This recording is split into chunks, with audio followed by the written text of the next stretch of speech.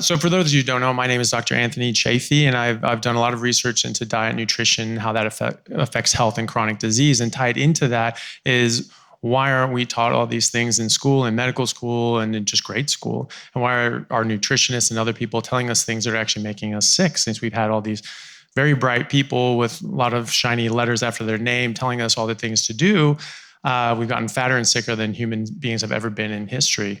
So why is that? So I'm talking about the real healthcare crisis, causes and solutions. So I want to talk about what is going on. Why are people just getting sicker? Why is everything becoming more of a problem, and what can we do about it?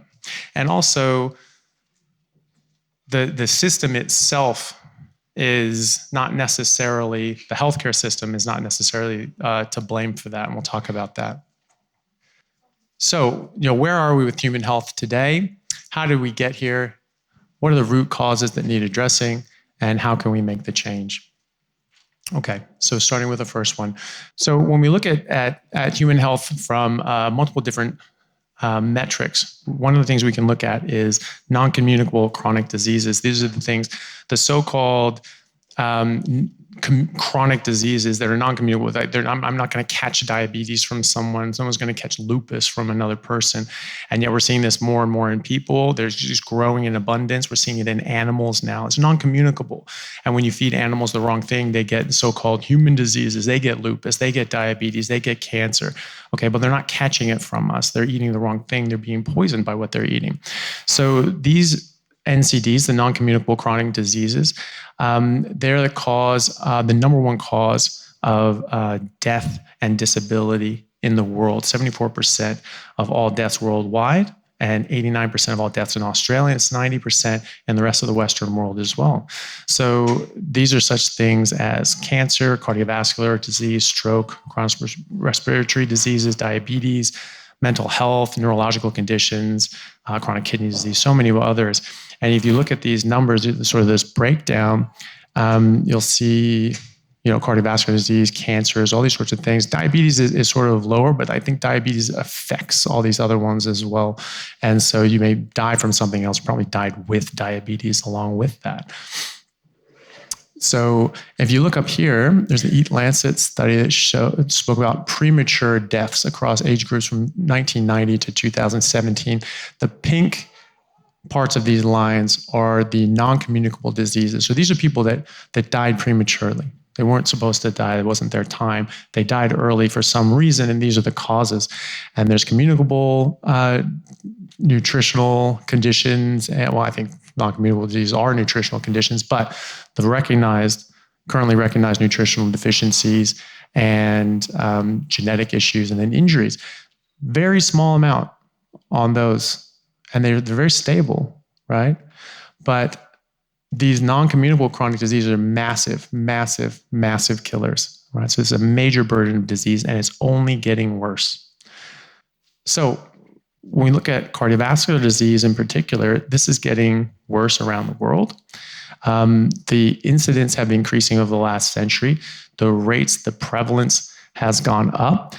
If you look at the mortality rates of these from 2000, you see all the different cancers, ischemic heart disease, cerebral vascular disease, and so on. These are going up. The mortality rates are going up, up, up, up, up.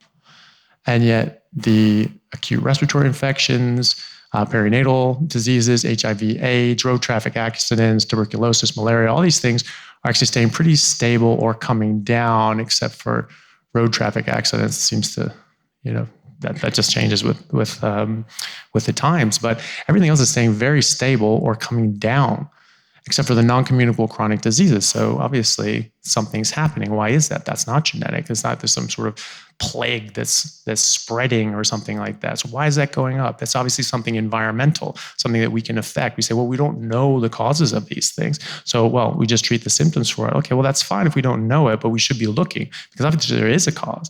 If it's not just genetic, it's not just, it just happens. It is going up. It's going up. So something is influencing us and making us sicker. So non-communicable chronic diseases are getting up in adolescence. So NCDs are going up in kids now.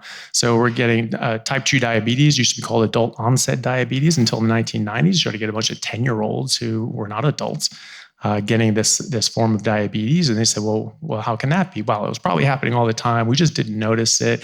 And we didn't have the screening methods for it. We just misdiagnosed it as type 1, then called juvenile diabetes. So they just renamed it type 2 diabetes and type 1 diabetes, and just forgot about it. Now, you can do that once. You can say, well, maybe we just didn't notice this. You can do that once. Same with autism. It's, we just probably weren't diagnosing it. Well, they tried that in the 90s, but then the rates went up in the 2000s and the 2010s, and now the 2020s as well. So why is that? Is this we're just getting so much better at recognizing the diabetes now? No, of course not. So something is increasing this. Another issue that people don't seem to realize is that there is extremely low prevalence of cardiovascular disease before the 20th century. Now, people that are trying to mislead you will say, well, the age-adjusted rates of mortality for cardiovascular disease peaked in the 60s and 70s and then started coming down just right around the time we made these recommendations. That's not what we said. We said the prevalence, the rates, the incidence, the amount of the percentage of people in the population that have cardiovascular disease is going up. The number of new diagnoses of cardiovascular disease is going up decade by decade. And around the world, mortality is definitely going up, and it's outpacing the rate of growth in the population as well. So that's just talking about in America. Deaths have calmed down, but we have better access to medicine. We have better interventions. People are smoking less. In the early 1900s, in the 1800s, 4 out of 5 men smoked, right? And so we are smoking less. All these things are going to have an effect, but the rate is going up. Well, that's just screening.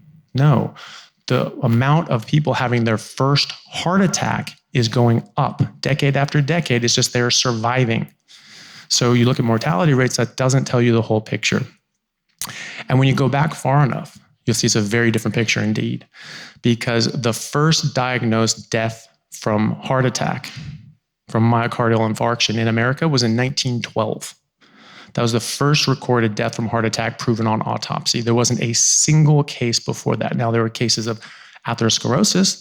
They noticed, look, this is this little plaque or something built up in there, and they recognize that as abnormal. Look at Gray's Anatomy. These things, you have these anatomical depictions of all the layers of the artery walls going back hundreds of years, and that's normal to have no plaque there. So they recognize, look at this is abnormal. That's strange. We saw that. They didn't see heart attacks. There's a couple in the literature in Europe. There's one I found in the 1700s. There's a couple in the 1800s. There is 0 in America before 1912. And then 10 years after that, and this is at a time when 4 out of 5 men smoked, remember. 20 years later, it's the number 1 killer in America. So what happened there? Well, it's just, I guess we're just not diagnosing it. Nonsense. If you look at medical textbooks from the 1800s, which I have my great-grandfather's medical textbook from Sir William Osler. It is exquisitely detailed of all the different sort of anatomical issues and problems of the body and the heart. When you have a myocardial infarction, a serious one, this is not a subtle sign. You have a huge piece of damage to that cardiac tissue, and it dies, it scars down. That's not a subtle sign to miss. And the way you die from that is either you get an arrhythmia because you have this big, massive scar and the electricity can't propagate properly, and so you get an arrest, right? And so you would notice that big scar, or the damaged heart muscle ruptures, and you die of a cardiac tamponade, right? So you're not going to miss a giant, just ripped out wall of the heart. And I guess we just didn't see it. Like, nonsense. We were looking at these things for hundreds of years. Was it Harvey, Dr. Harvey? He described the circulatory system something like 500 years ago. They took thousands of autopsies and looked at these things very closely. These were not dumb people. In fact, they were doing a lot more with a lot less. Now, the other argument is, well, people just weren't living long enough to develop heart disease. Also nonsense. If you look at the census data, it goes back to 1850 in America. They didn't just say average life expectancy from birth, because that's what we use now. It's 78 in America, or similar ages in other Western countries. That's average life expectancy from birth. That's very different to how long do people live if they die of old age? Very different, right? And so back in the 1850s, infant mortality rate was very high. It could be as high as 3 out of 5, right? So the other two people actually had to live a long time. There were wars and famines and other sorts of horrible things. So the people looking at this census data were a lot smarter than the people making that argument, because they looked at from birth and then every decade, 10, 20, 30, 40, 50, all the way up to 80. So in the 1850s, they were saying, if you made it to 80 years old, how much longer would you live? If everyone was dying in their 30s, why do you need to keep that statistic? There wouldn't be any statistics to keep. And in fact, when you got into adulthood, if you made it to 0, if you were from birth in 1850, sure, the average life expectancy was 38. But again, that's average. If you made it to 10 years old, it was 58. It's a big jump, right? There's a lot of people having heart attacks in their 30s too, so that wouldn't have held it back even if we were dying at 38. Another good little mental experiment. Does anybody here know what the required minimum age is to run for president of the United States? Anyone know? It's 35, right? When did they come up with that rule? In the 1770s, right? And so they said, no, you're too young at 35 or 34. Now at 35, you can do that. All the founding fathers lived of America, John Adams and Jefferson and all these people, they lived until their 80s and 90s. Adams was 91. He was born in the mid 1700s, right? So no, people absolutely lived well and truly long enough to develop these diseases. This is a new disease, right? Meat consumption was also the lowest that had been in 200 years in American history in the 1920s and 30s, when this became the #1 killer in America. We were eating more meat in the 1800s when there were 0 heart attacks, in the 1700s and the 16 and 1500s, when we were having 0 recorded heart attacks and deaths. So it's not even associated with meat, but it is associated with the rise in processed foods, in seed oils, in sugars, and all of these things that we're being told are really, really good for us. Okay, so what about brain health? Alzheimer's disease was again one of these diseases that did not exist before the 20th century. It was presented by Dr. Alzheimer's as a single case report of a woman with Alzheimer's dementia. And this was a single case, and there wasn't a single piece of evidence in the literature prior to this describing the same pathology of what we call now Alzheimer's dementia.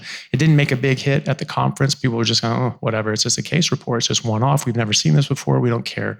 There was one person who was quite influential who wrote a book on neurology and neurological pathologies, and he included that in there and called it Alzheimer's dementia. 1906. Well, we already established that people were living into their 80s and 90s. Why weren't they getting this? When I was taught in medical school was that if you live long enough, everyone will get Alzheimer's. Do we see that in any animal population in the world? No. You have animals in the wild, okay, well, they get killed by something, sure. What about animals in the zoo? You don't see like the old lion just like staggering around, limping and drooling. You just don't see that. You don't see them getting osteoporosis. You don't see them getting arthritis unless they're being fed irresponsibly and treated inappropriately. And people get arrested for animal abuse and things like that. Well, why the hell aren't we getting arrested for feeding ourselves this same nonsense that abuses our own bodies as well? So the mortality rate for Alzheimer's is just going up as well.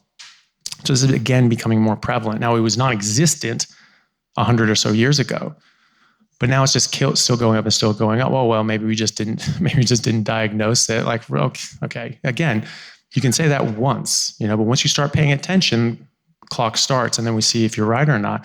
And I'm sorry, but like, why wouldn't you notice someone with advanced dementia that can't function as a normal, healthy, independent adult anymore? Of course you notice that. And 100 years ago, this did not happen. 50 years ago, we did not have the same amount of elderly care facilities and nursing homes that we do now. Now it's big, big business. It did not used to be. People used to die at home. My great-grandfather, whose medical textbook I have, was born in 1875. He died in 1975 at home, fully compos mentis and independent. That was normal, right? Now it's abnormal. Now people are getting earlier and earlier signs of dementia, and they're getting more and more cognitive delay and impairment. And as you can see here, this mortality rate for Alzheimer's is going up, and that's in spite of age adjusting it to try to lower it. It's still going up. So as you can see here, it's coming up quite dramatically in total, and it's expected to just get higher and higher and higher. Why are we expecting this to get worse? Well, that's the trend. Why would it be getting worse? What's happening? Are we just living longer? No, actually, the life expectancy has actually gone down in recent years. So that's not it. It's not we're living longer, and that's why we're getting more dementia. We're getting more dementia at earlier ages, right? So these are earlier, younger ages, right? So it's still creeping up even for those in earlier ages as well. What about reproductive health? Well, we have some of the worst reproductive numbers that we've had in recorded history. Now, some of this is going to be choice in different Western countries, but the amount of people that are trying to get pregnant, aren't able to, and going through IVF sort of treatments and other sorts of fertility treatments is going up. And we look at hormonal health, and obviously this is tied up with that as well. We have the testosterone levels in men is the lowest in recorded history. There was an article, as you can see here, called that said, "You're not half the man your grandfather was," and that was from the early 2000s, where they recorded and measured the testosterone levels of men in their 20s and compared them to men in their 60s from the 1970s, and they found that the men in their 60s in the 1970s had twice the level of testosterone of 20-something-year-old men in the 2000s. So they said, you're not half the man your grandfather was. And you can see here as well, you see this massive decline in testosterone levels as well. But what about women? Fertility rates are going down significantly. PCOS, polycystic ovarian syndrome, is now being called type 4 diabetes. Alzheimer's is being called type 3 diabetes. That's because your brain is not getting an appropriate amount of glucose, and you get insulin resistance again, your brain is part of your body, just as we've sort of reiterated here several times today in talks. And so because it's part of your body, you can get insulin resistance for your brain as well as the rest of your body. And we actually see this on PET CTs. We actually see that there's lower uptake of glucose in the brain on PET CT with people with Alzheimer's. Right. And so what's happening is over the years, you're getting less and less energy in, your brain is just decaying and atrophying, amongst other sorts of things as well, I think are contributory. When you switch over to a ketogenic diet and your ketones go up, that doesn't require insulin, that bypasses that process, goes directly into your brain, it lights up, because 2/3 of your brain, including your cortex, primarily run on ketones. Why do I say that when everybody says, oh, you have to have a certain amount of glucose? Well, first of all, when you're in ketosis, you make glucose. So problem solved. But in fact, 2/3 of your brain prefer ketones, because when you have an adequate amount of ketones and you have an adequate amount of glucose, those parts of your brain will only run on the ketones. So even though you have an abundance of glucose, just puts it to the side. So that's a preference. It's only when those ketones start coming down that you start replacing that with glucose. So that's a preference. That's a primary energy source. And then ketones cross the blood-brain barrier. This is especially important for kids and elderly adults, because your brain requires fat to grow and rebuild and repair itself, and ketones cross the blood-brain barrier and reconstitute into fatty acids. And that is used as the physical matrix of your brain.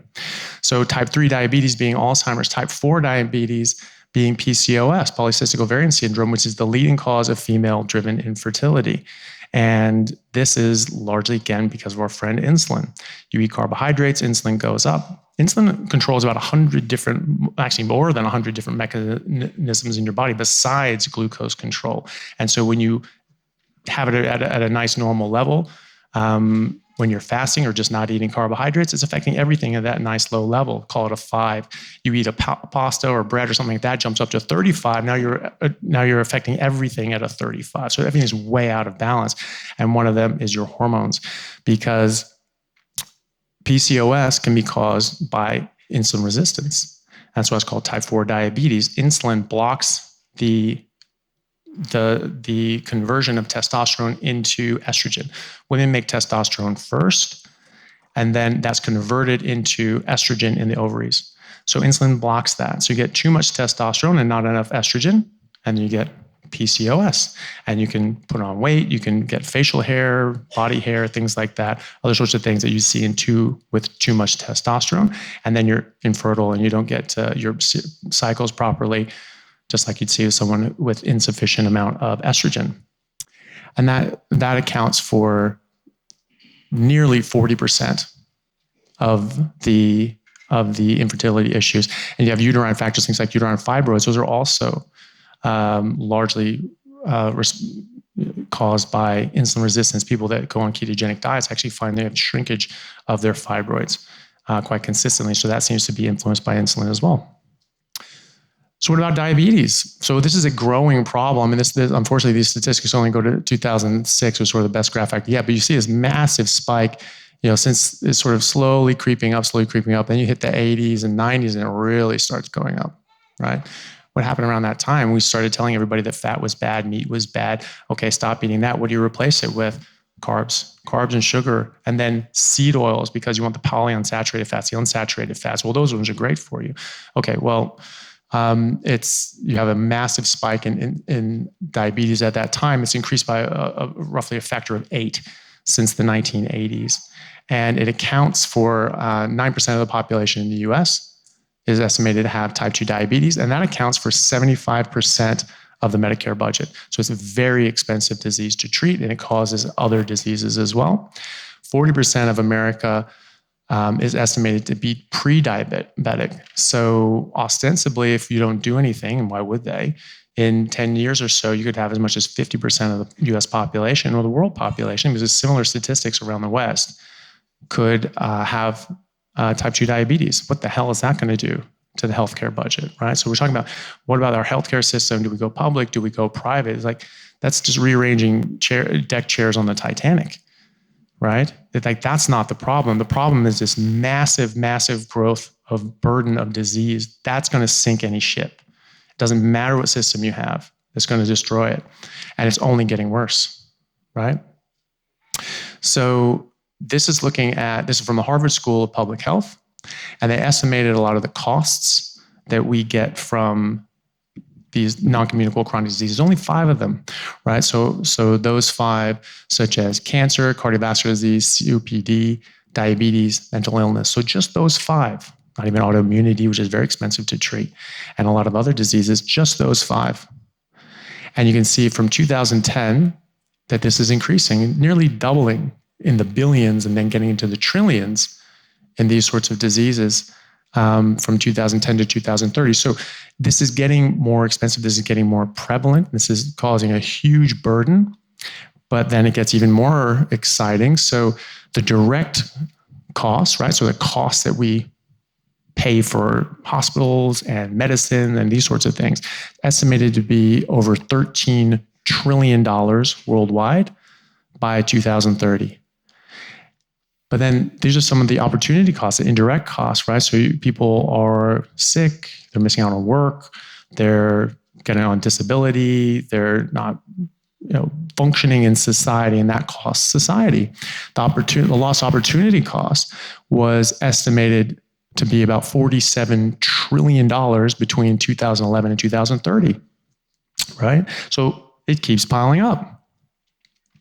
And then just the economic burden of life lost due to these NCDs ranges from $22 trillion in 2010, estimated to go up to $43 trillion by 2030. So we're paying trillions of dollars for this processed garbage food, and then we're paying over $13 trillion a year just to treat the effects of that processed garbage food. But then we're losing upwards of $40-50 trillion a year because of the lost opportunity costs and excess deaths. So this is a very expensive endeavor. That's a very expensive bowl of cornflakes. So how do we get here?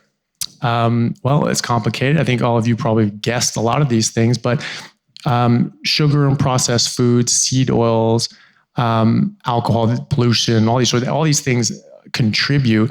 But in Western countries, especially, as we've become more advanced, we've actually reduced pollution significantly. We have more developing countries have absolutely appalling air quality.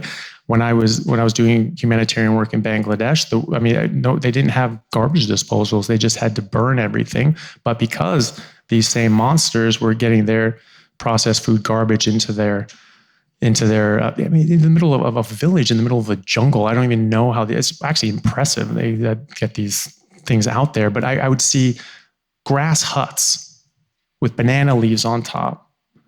And they'd have bags of Ruffled chips, like fun-sized packs of Ruffled chips and gummy bears and things like that. It's absolutely insane. And so they had all this plastic waste that didn't biodegrade, didn't go away, couldn't throw it away because they didn't have any garbage disposal. They just swept it up into a pile and they burned it. It's just black, inky smoke coming up. And that was just what the sky and atmosphere looked like. It was just constant black, inky smoke and debris. So that's affecting part of the world, but not necessarily us. And again, 4 out of 5 people smoked in the early 20th century. Now it's much less. It's much, much less. So we can't blame that entirely. Something else is causing this as well. We look at sugar consumption, that's gone right up. And I don't have the graph here, but there's a very similar graph with seed oils. And it just comes right up from the late 1800s. So starting about here, and then just going up. They both perfectly track with cardiovascular disease and the rise of chronic diseases, right? So it's not saying that there's a cause and effect relationship there, but there is a strong association, or there is zero association with animal fat and meat, because you just go back before the 20th century, or even to the early 20th century, it's completely disassociated, right? But you see this consumption, all these different countries with massively increased sugar, and then the orange area is high fructose corn syrup. It's the same thing. It's a mixture of fructose and glucose, whereas sugar, table sugar, is just sucrose, and that's a disaccharide of an exactly 50-50 mix of glucose and fructose. It's the same thing. High fructose corn syrup is like 54% fructose and 46% glucose. So it's very, very similar.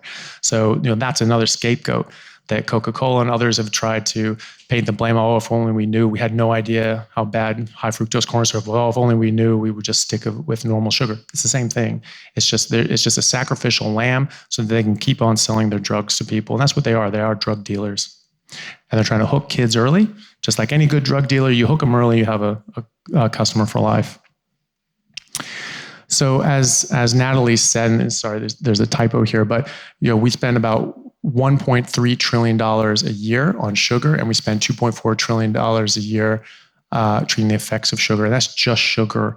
And remember, we're spending $13+ trillion a year on everything total, and then all the opportunity costs and the life loss cost is a massive, massive, massive cost, all for couple $1 trillion in sales. It's not even profits.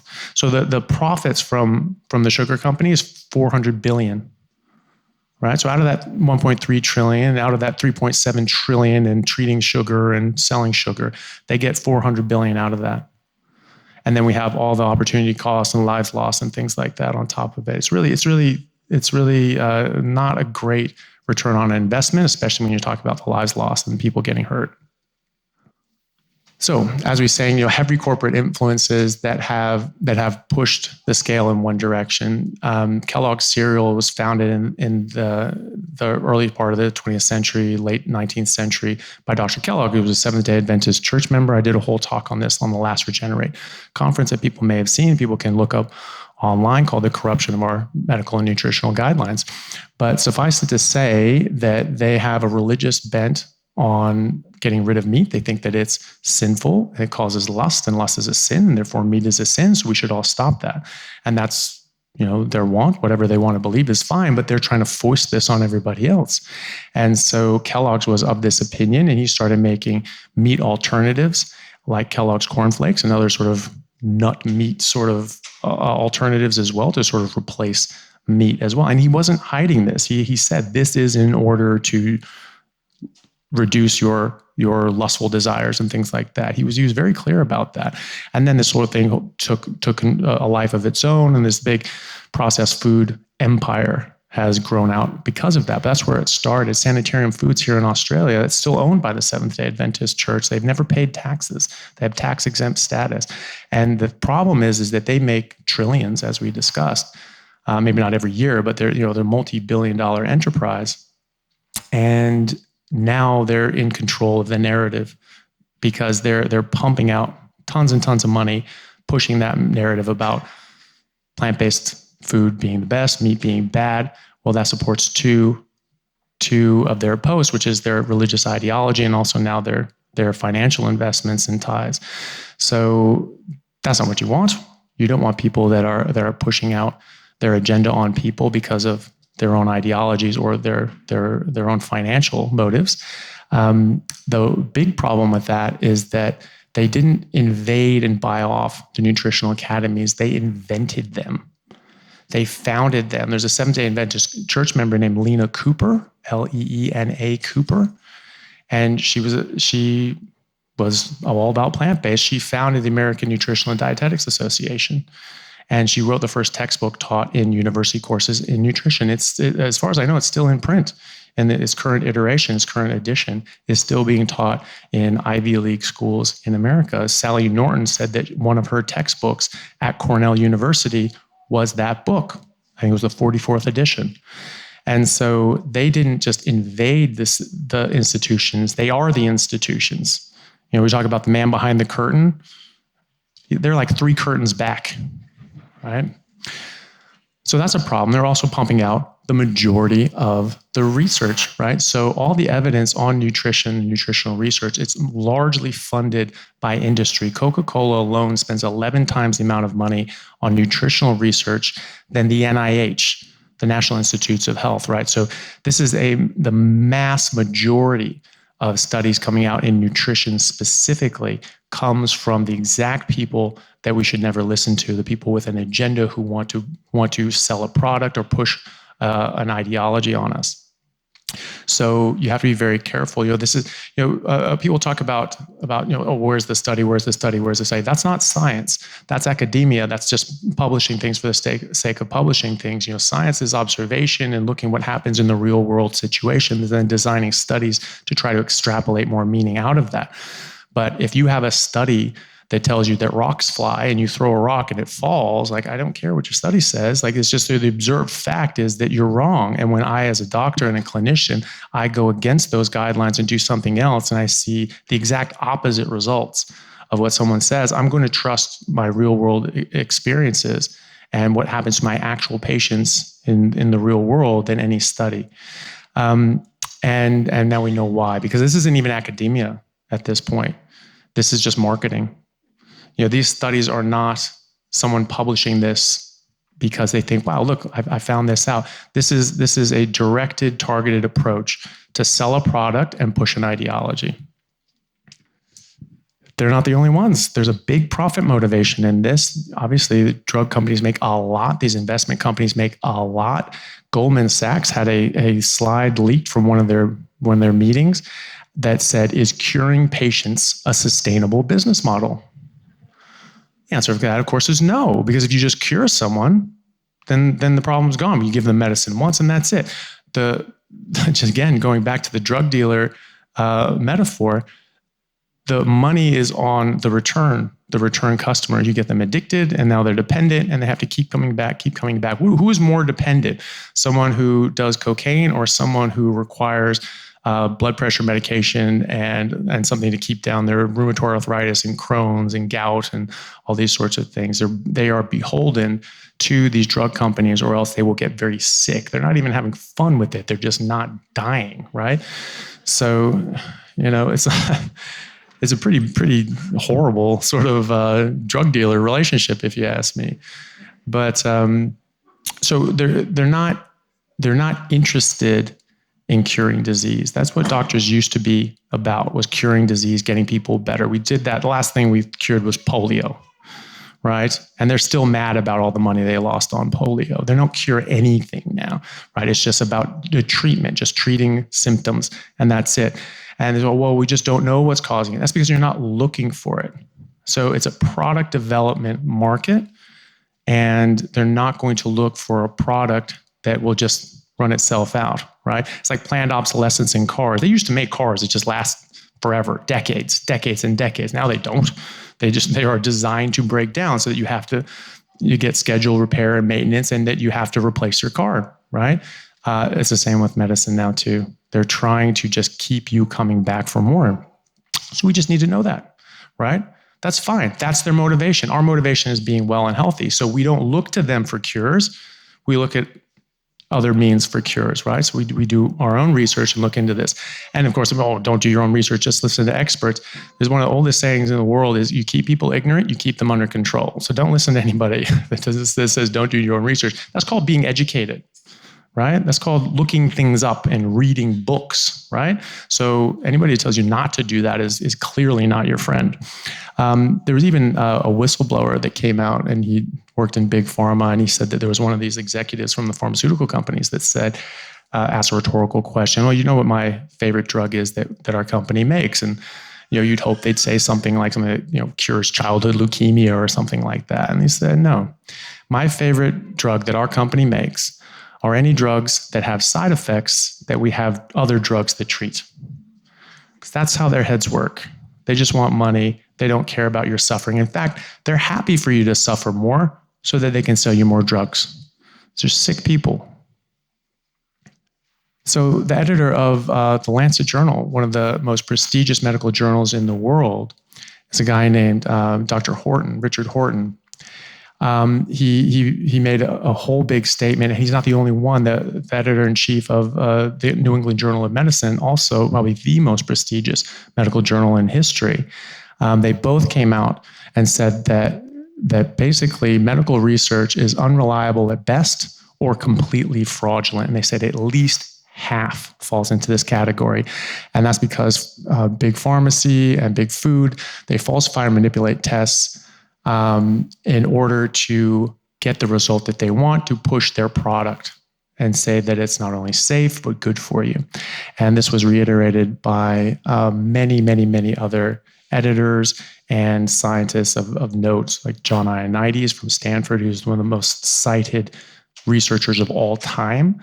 And he said that these studies are basically garbage, and you just cannot trust them because, again, even if they were just honestly done, that's still academia. That's not science, but they're not even that.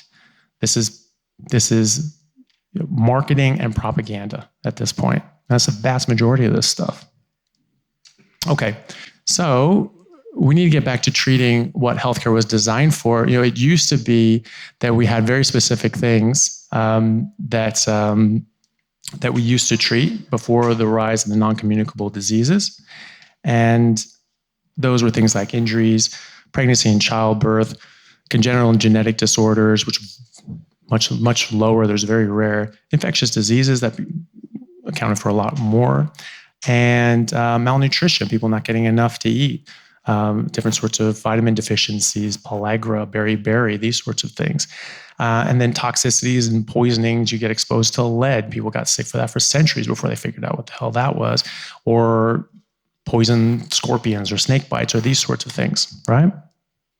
Now we're dealing with these NCDs, and that, again, accounts for 90% of what we see as doctors on a day-to-day basis and 90% of the deaths in the Western world. But that's actually just these last two. It's malnutrition and toxicity. We're not getting proper nutrition. We're not getting the nutrients that we require for our brain and our body and our proper development. Jalal spoke about the misdevelopment of the jaws and teeth. We saw that immediately after agriculture. Everywhere we went, when people went from predominantly meat to predominantly plants, the height and health of populations declined every single time. Brains decreased by 11% for adult men, 17% for adult women. Jaws became smaller, teeth became more crowded and crooked, and we started having all these sort of dentition issues, signs of poor wound healing, of malnourishment, as well as tuberculosis in the spines and bones of these skeletons. That did not happen before agriculture. Immediately after, they found that. And then toxicities, this toxic buildup of a species inappropriate diet, eating things that have no business being in our body, and I would include every and all plants in that, right? To different degrees, right? But there are toxins in plants, and we don't have as good of defenses against them as other animals do. But even those other animals that only eat plants, they only eat very specific plants because they have defenses for those plants. And so you don't see animals eating outside of their biological design and staying healthy. And so if an animal eats a certain plant, it needs to just eat those plants. If it eats outside of that, it can get very sick. And in veterinary medicine, we have a lot of diseases named for this: big head, big tongue, limp neck, crazy cow syndrome. Those are all diseases, but they all are named for diseases of a toxicity. The animal, the cow, that eats a plant that it's not supposed to eat. Normally, you don't see this in the wild because they just keep walking. They don't just eat any random thing. But if you're stuck in a pasture and you sort of run out of food because you're out of neglect or something like that, then they might eat plants that they normally wouldn't, and they get these issues and sicknesses and diseases, right? So we know that in the animal population. We know that a malnourishment disease that happens in cows is muscular dystrophy. Cows get muscular dystrophy, and it's the exact same disease as human muscular dystrophy, from what I understand. But they figured out that it's actually a selenium deficiency. And so you give these cows selenium, and it goes away, or it just never happens in the first place, right? Has anyone ever asked if our muscular dystrophy in our children is from a deficiency like from selenium or anything else? I would try to encourage and challenge anybody here that deals with muscular dystrophy, or anybody watching this recording who treats muscular dystrophy or children in general, to ask that question and maybe check their selenium, check other sorts of nutrients. We also know that we're getting malnourished because our reference ranges are getting lower and lower and lower for all these different nutrients. So people think you go to your doctor and they check your B12 or your folate or something like that, and they say, okay, well, it's in this range, that's good, right? Oh, no, now it's too high, that's bad. It's too low, ooh, that's bad, right? Why is that? Because they're saying that reference range is the optimal range for optimal health. But that's not what that range is. That range is the average for the community. And that's why every single lab has different reference ranges all over the world. That's because they have a different reference range population. So we need to look at the actual ranges for good health, and those are very different. And so you will actually see, if this would revolutionize medicine overnight, if you just actually use reference ranges that actually denoted actual health. And doctors would see just the whole, several pages of just red numbers, like, oh my God, you'd have to do something, right? Now they're looking, oh, no, everything's fine. No, you're fine. They're not fine. They're malnourished. They have low testosterone. They have low estrogen. They have other sorts of dyscrasias, and that they're just not being picked up because everyone is getting it. And so those reference ranges are changing. But if you look at actual health, you'll see this very clearly. So we're getting malnourished and we're getting poisoned. And I think that's the beginning and end of most of these chronic diseases. So some of these things, we talk about root cause issues. A lot of this stuff comes from stress, processed food, sugar, lack of sleep, processed carbs, sedentary lifestyle, seed oil, things like that. And this can all lead to insulin resistance.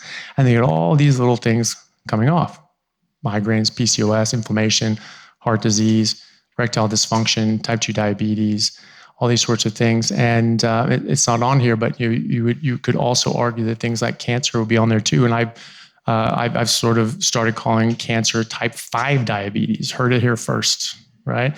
And that's because your body gets disrupted and it can't function properly. If you understand the cancer biology mechanisms and the molecular mitochondrial, or the role that mitochondria have to play in cancer, you understand that every cancer cell has damaged mitochondria, but they don't necessarily have damaged DNA. In fact, some cancers don't have any genetic changes, but they all have mitochondrial dysfunction. One thing you get when you raise insulin, one of those over 100 things that you disrupt, is autophagy, something that people have heard. It's just autophagy. The body is eating parts of itself. Some people argue that, well, that comes from your body's starving and is trying to scavenge resources. Well, that doesn't make sense. We have a lot of fat. We have a lot of stored energy, so we don't actually need that. And it's actually a normal process. You take a mitochondria, you break it down for parts, and then you make more mitochondria. So that's not actually taking that and then using it somewhere else.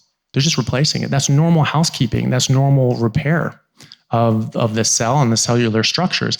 And so on ketogenic diets, you don't have to fast to get autophagy. Just being in ketosis allows you to go through autophagy. And we see in studies that after several months on a ketogenic diet, that you have 4 times the number of mitochondria and they're 4 times as effective, right? So you're going through that autophagy phase. And so if you're keeping your mitochondria healthy, there's a lot of things that can damage mitochondria. But if you're able to repair them and replace them before they get so damaged that they cause dysfunction and disease, well, then you're on the right track. And that could potentially keep you safe from developing cancer in the first place if you're able to keep your insulin low and go through autophagy. So insulin resistance itself is actually a major issue for cardiovascular disease. So heart disease risk increases by 6-fold with people with metabolic syndrome, by 10-fold with people with diabetes. So that's a big risk factor. That's up there with smoking. That all comes from the same origin, insulin resistance. We have thousands of studies showing that ketogenic metabolic therapy using a ketogenic diet, like a carnivore diet, because carnivore diet is a ketogenic diet, just a more strict ketogenic diet, that this used therapeutically to treat diseases has amazing effects, has better effects than most medications for many of these diseases. It's been shown to reverse diabetes, type 2 diabetes, and to significantly reduce the need for medications like insulin for type 1 diabetes, keep their blood sugar in much better control, and many other things, autoimmune diseases, Alzheimer's, things like that. It shows big improvement. And as we said, that this is very important for children and adults as well, because of the ketones actually make the brain run better and cross over and reconstitute into fatty acids and help build the structures of your brain. So it's very important. It's our primary metabolic state.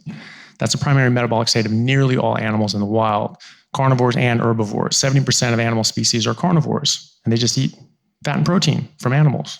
Right? They don't get carbs, so they're in that ketogenic starvation state. It's not a starvation state. That's a normal, typical state of life. Herbivores, they eat a whole bunch of grass and fiber and things like that. Oh, well, that's carbohydrates, that's glucose. But they don't break down the glucose. There's no animal that has cellulase, which is the enzyme required to break down cellulose. Even termites can't do it. It's the microbes in their gut that can do that. And the microbes eat the fiber, and as a result, as a byproduct, they produce saturated fat. And then the microbes die off and they absorb that as protein. So they eat fiber, but what they absorb is fat and protein, just like we need to do as well, except we can't turn fiber into that because we haven't been eating fiber. We're not designed to eat fiber. Okay, so they're all in that ketogenic state as well. And that's where all of our heavy machinery comes to bear also.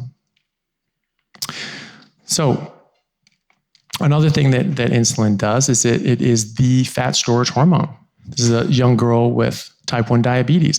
And you can see here, she doesn't have insulin. She cannot put on any sort of fat or muscle tissue. You need insulin to put on muscle as well. And so her body just wastes away, and she'd die if she didn't get insulin. Now she's given insulin. She's just a normal little girl. Too much insulin can go the other way. So people with an insulinoma, an insulin-secreting tumor, they get extremely obese. It doesn't matter what they eat. Everything that goes into their mouth is just stored into fat very quickly. And their metabolism and these other sorts of processes that insulin affects are massively deranged. So they have a lot of comorbidities as a result of that as well. And this affects all sorts of other satiety pathways, such as leptin, causing overeating. On top of that, anything you eat is going to go into fat, and you're just being told eat. And you can't even access this anyway because insulin blocks the mobilization of energy from your fat stores as well.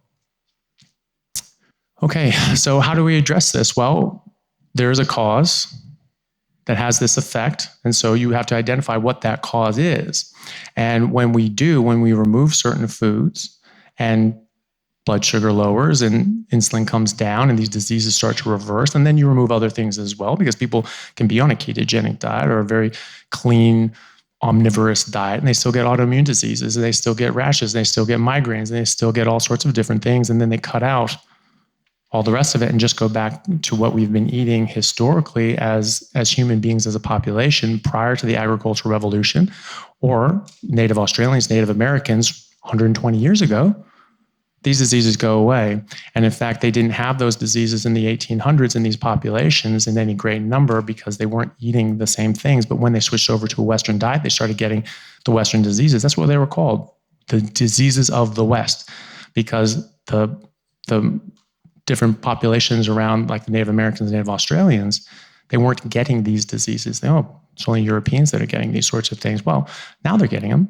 And they're getting them in spades. When I first came to Australia, I was told day one that if you get an Aboriginal patient, Native Australian, that whatever their age says on their file, you add 20 years to that because they just die faster. They just break down faster. They get these diseases faster. If you see a patient in their 30s, you have to treat them as their geriatric patient.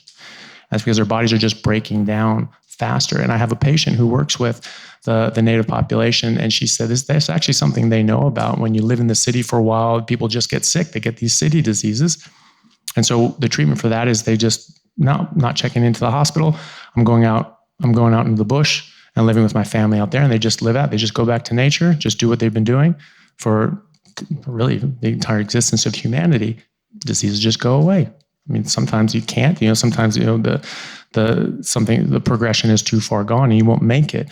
But they do this for a lot of different sorts of issues. And we're doing this now in clinical practice as well. And again, we saw thousands of these things. So we're seeing not just examples. These aren't just, we're seeing large scale human trials with ketogenic diets.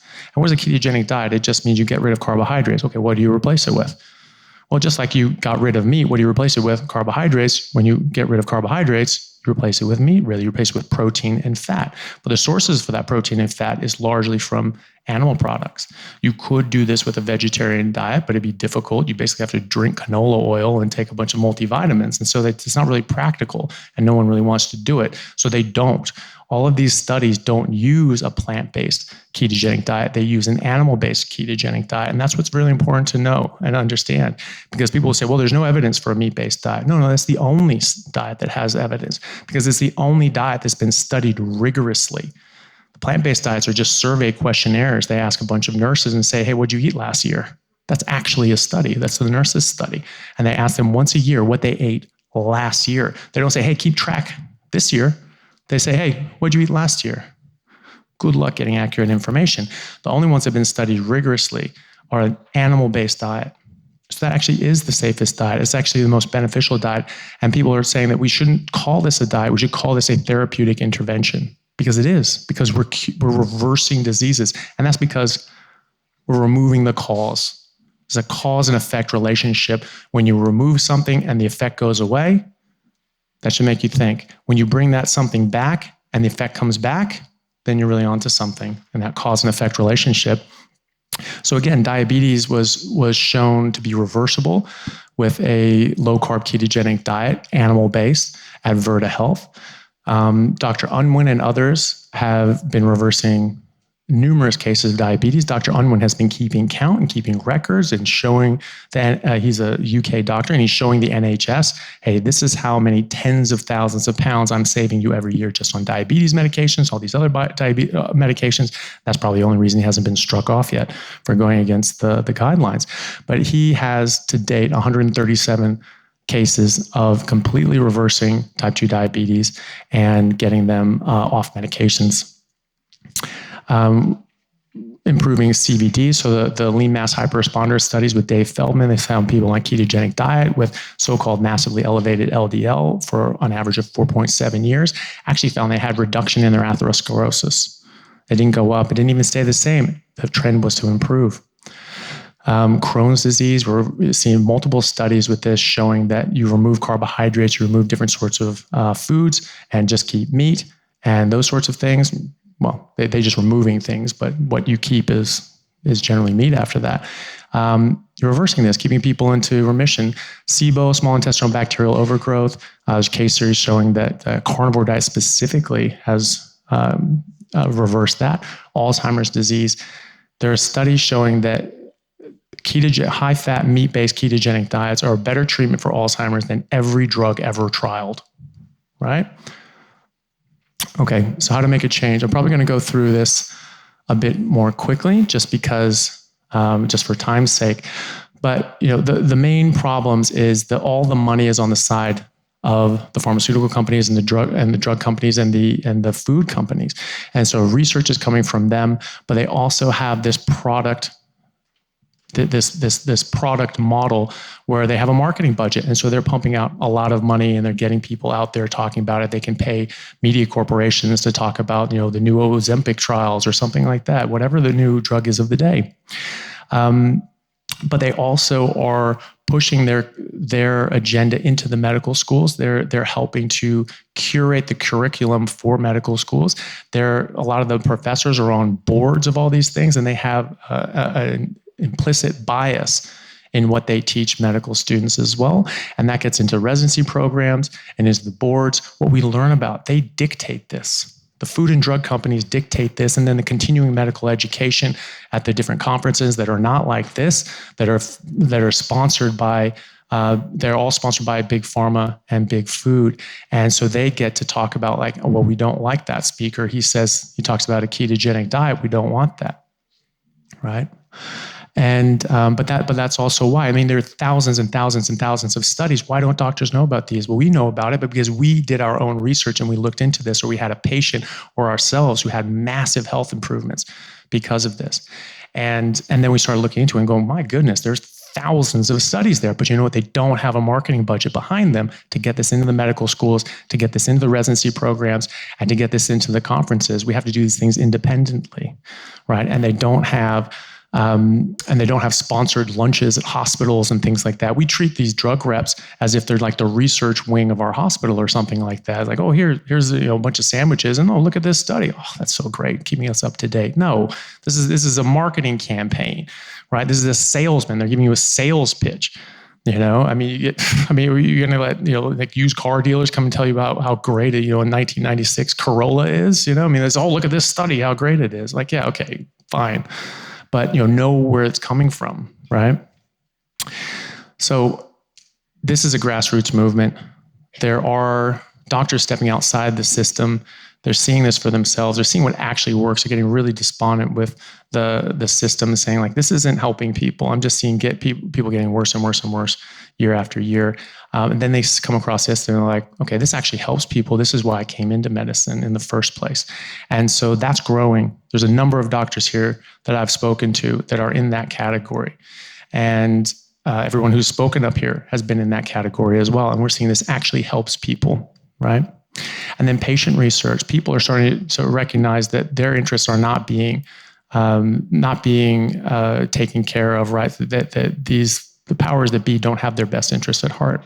And so they have to do their own research, and they actually educate the doctor. So Dr. Unwin, the reason he came to a low-carb approach is because he had a patient who wasn't taking their diabetes medication. He said, hey, what's going on? And they said, well, I haven't needed it in a year because I stopped eating carbs and everything went away.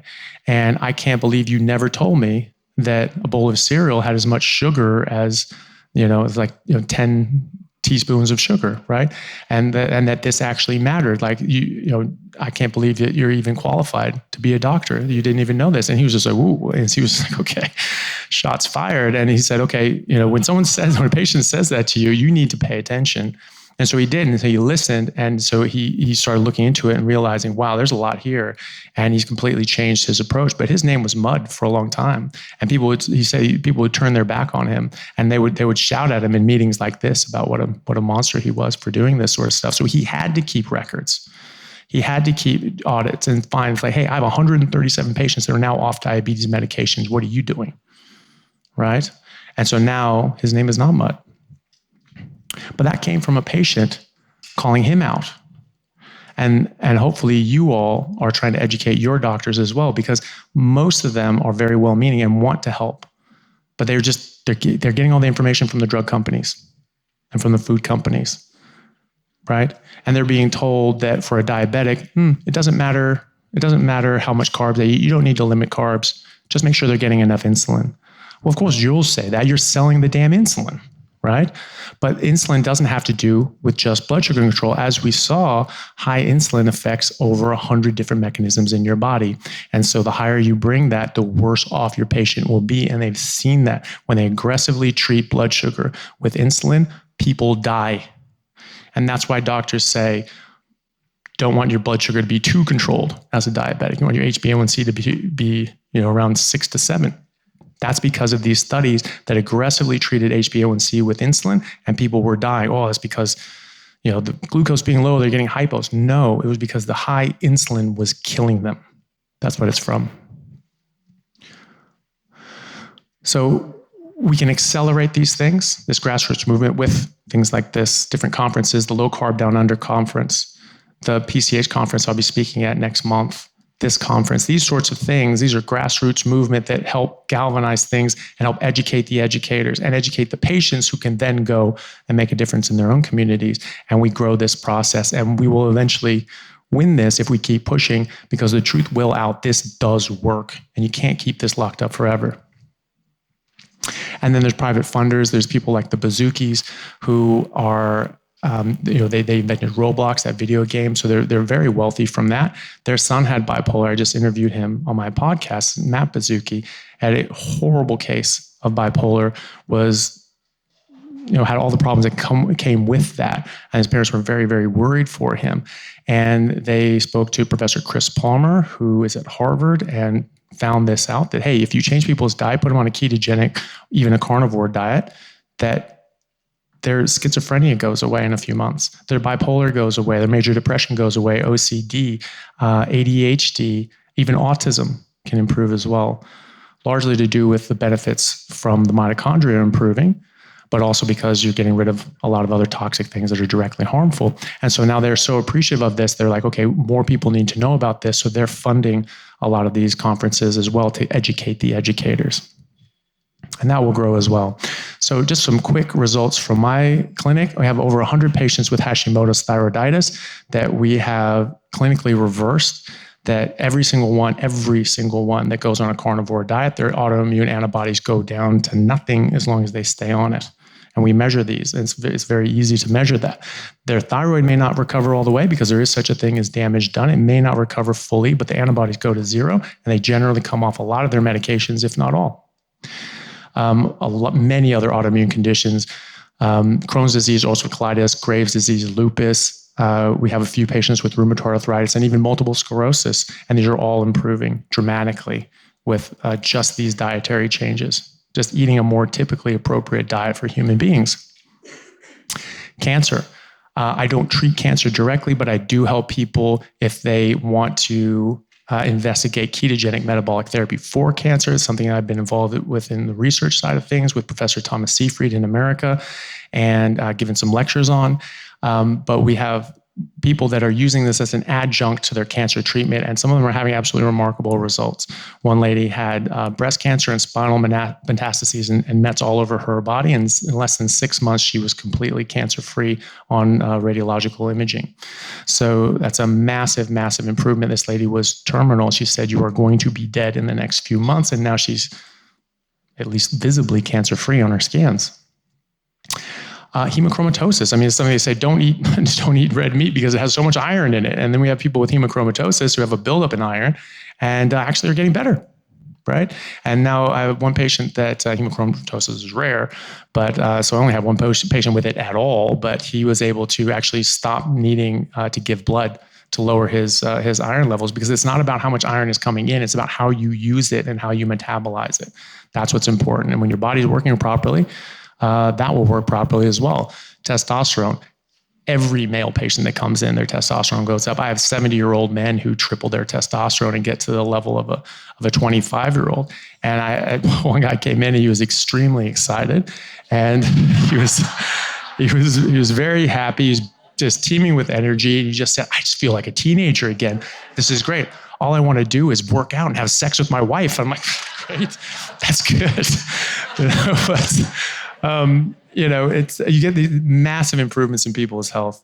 I even have professional athletes who double their testosterone. I mean, what a hack that is.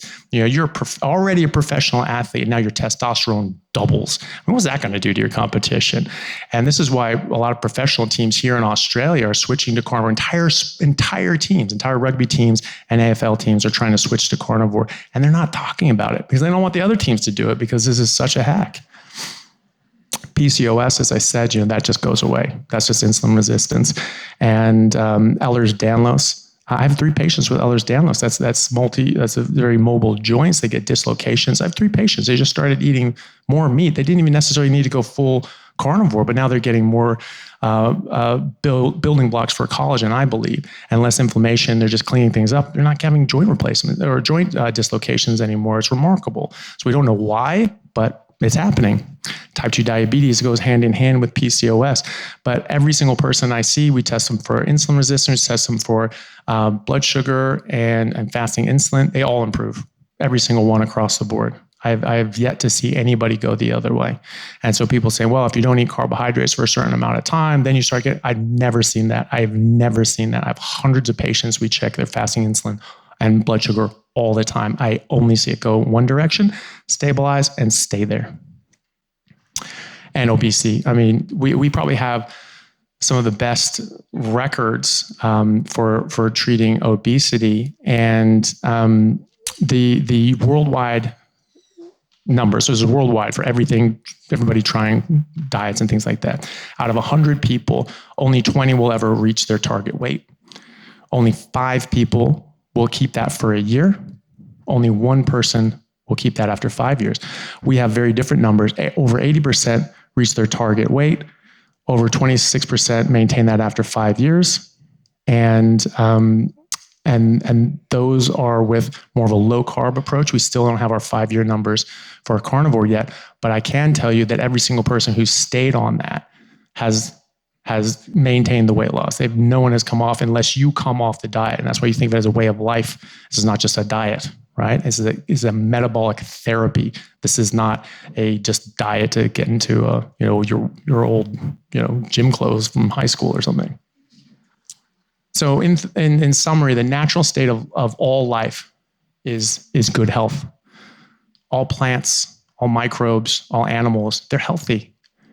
Sickness is a problem. Sickness is a disorder. It's pathological, and we just accept it as normal. So you're just getting older. Now, kids get sick. Kids get these diseases they should not have.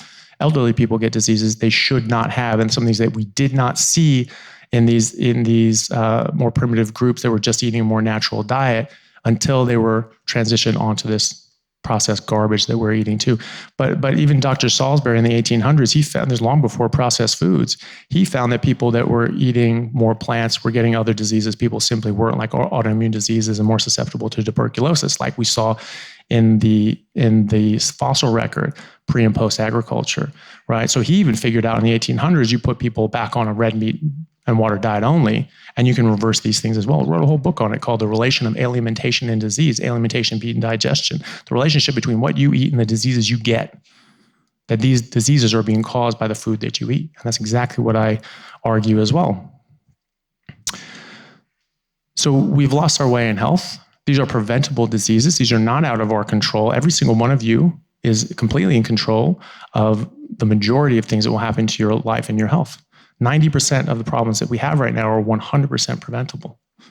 Even when we were smoking at an 80% rate, we did not have these diseases as well. So something added on to that to make things worse. So that's completely preventable. If these numbers can go up, they can also go down. You just have to recognize what the cause is, and then you can get rid of the effect.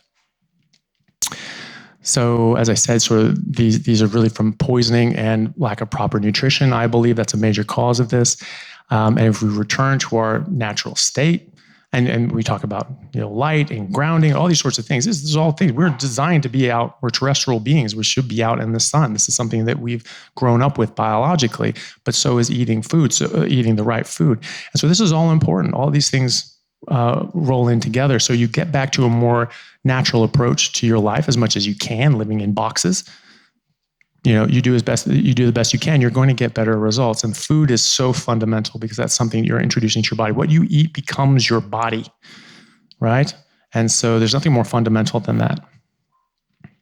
And so we're getting people educated in groups like this and online, and trying to spread this out. But it really comes from you guys.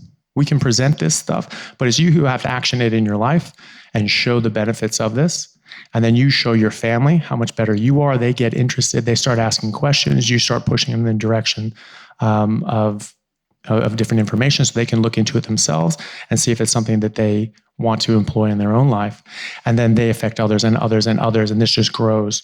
And the reason that these channels are growing and these conferences are growing, like Regenerate and like Low Carb Down Under and the PHC, is because of that effect that you guys are having in your own circles. That's how this grows.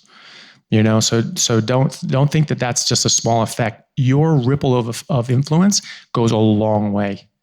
And then someone else that you influence will then be another ripple and another ripple and another ripple. And now we're having people talk about the carnivore diet, you know, on the evening news. Oh, what's this carnivore diet? We'll get our expert. Oh, it's garbage. Okay, great. You have to talk about it though, don't you? And then someone says like, well, what the hell is that about? Maybe they look into it and go like, doesn't sound so garbage to me. Maybe they try it. I was on 60 Minutes Australia, and they, you know, they tried to sort of paint me in a bad light, but everybody in the comments were saying, it was like, you know, that meat guy is the only one that looks healthy out of everybody there. You know?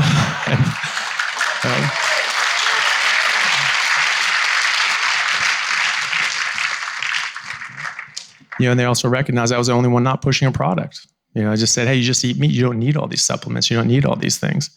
And so I had a lot of people message me saying, hey, I saw that and they tried to trash you, but it made me interested and I tried it and I've never felt better in my life. So even bad press is good. There's no such thing as good press or as bad press, right? It's all good. You're just getting it out there. So we're already at that point that they have to talk about it. So this is working. So we just keep pushing your spheres of influence out there. And this will keep getting out to more and more people, and we will win this eventually. Thank you very much.